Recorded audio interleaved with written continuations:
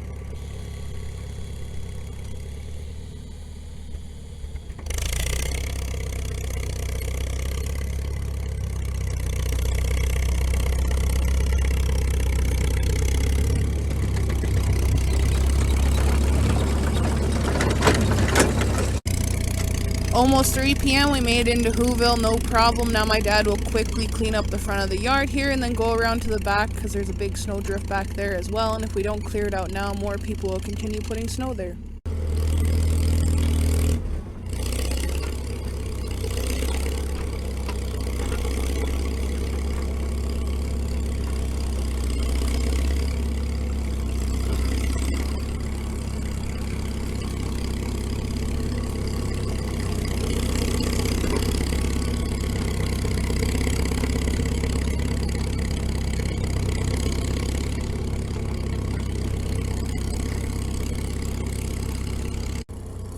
The reason why we have to bring Curse Reverse into Hooville to do my snow is because my little helper works for the town of Hooville, but they wouldn't let them use the loader for 5 minutes to come and clean out the yard where he lives, which is kind of sad.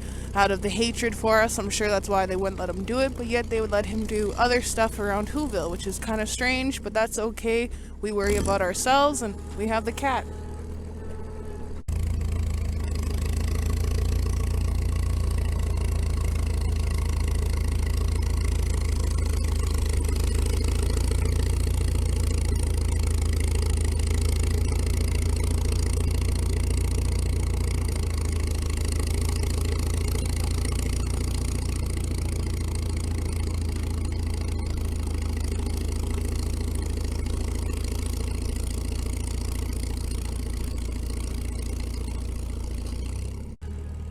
When the power was out, the town of Hooville pushed up this big snowdrift along the side of the house, so it was hard for me to get my Skidoo and quad out, and since my little helper wasn't able to get the loader for 5 minutes to come clean it up, we had to bring Curse Reverse in, which is okay. My dad got to enjoy a nice little Sunday drive, as you would say, on a Monday.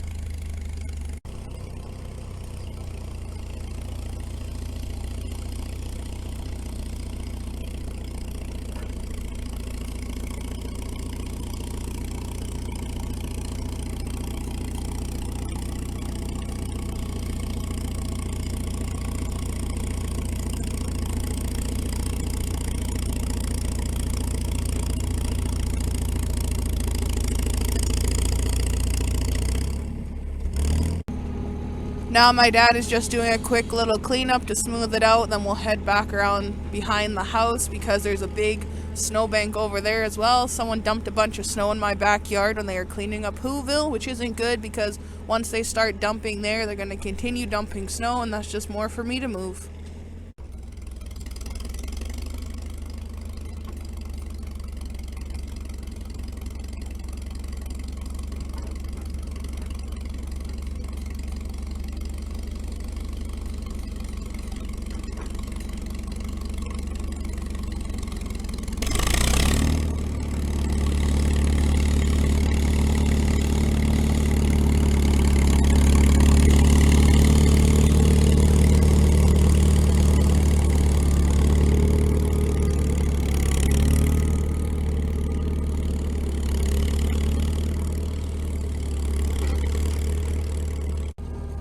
In the back of the yard now, and there was a big snowbank right where my dad's driving. I'm not sure who put that there, but that's not good because once they start dumping snow in my yard, it won't stop, and when it melts, it'll all go into my yard.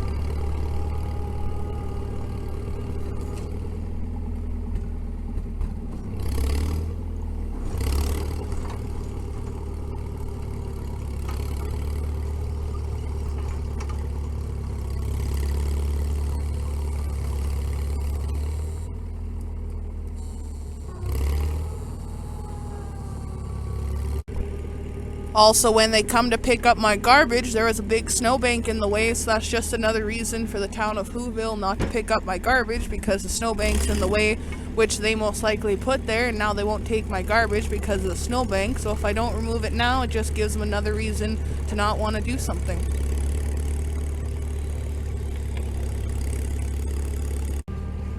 Just after 3 p.m. we're pretty much done in Hooville. I also had to get rid of this big snowbank here because I'm supposed to have MTS coming on the 28th, and they have to run a wire all the way from here down into the back of the house and then into my house, and it's going to be hard for them to do that with a big snowbank there, so it's a good thing we're coming to do my snow now.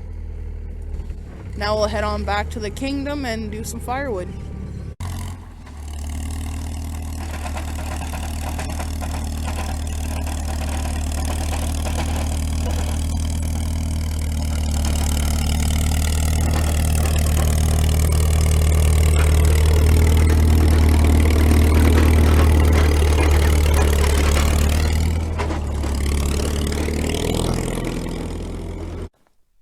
3:30, we made it back to the kingdom, no problem. My dad just parked cursor reverse on the side there. Now we'll head down to the shop and cut up some firewood and start emptying out the fancy trailer so we can reload it again. Just after 3:30 and we're down at the shop now. We have to check the spark plug on the skill saw to make sure it's good before we start cutting up some firewood. Does that look good to you? Let me know in the comments. Looks pretty good to me. Now we'll put it back in the skill saw and start cutting up some firewood.